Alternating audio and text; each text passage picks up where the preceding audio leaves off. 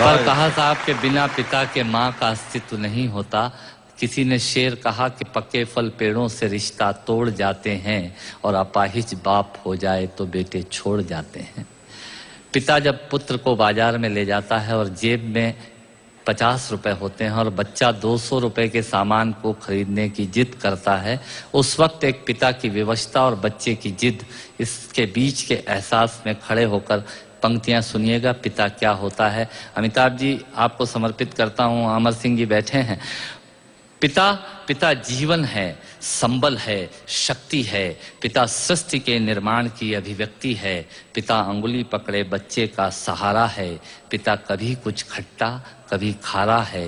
पिता पालन है, पोषण है, परिवार का अनुशासन है। पिता धौंस से चलने वाला प्रेम का प्रशासन है।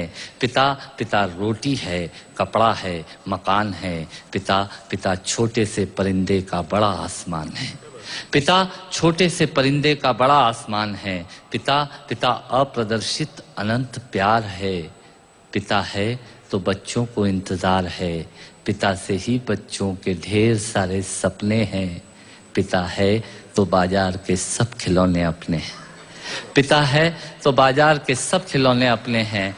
पिता से परिवार में प्रतिपल राग है।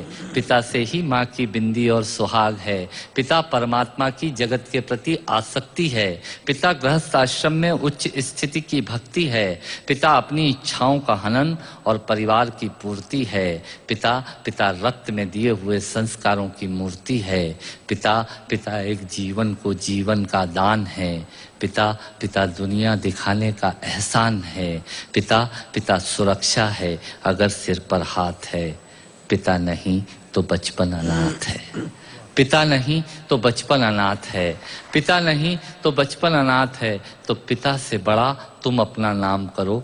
पिता का अपमान नहीं, उन पर अभिमान करो, क्योंकि माँ बाप की कमी को कोई पाट नहीं सकता और ईश्वर भी इनके आशीषों को काट नहीं सकता।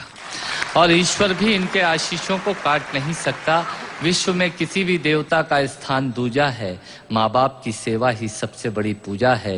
विश्व में किसी भी तीर्थ की यात्राएं व्यर्थ हैं यदि बेटे के होते माँ बाप असमर्थ हैं। यदि बेटे के होते माँ बाप असमर्थ हैं, वो खुश नसीब हैं माँ बाप जिनके साथ होते हैं, क्योंकि माँ बाप के आशीषों के हाथ हजारों हाथ होते हैं।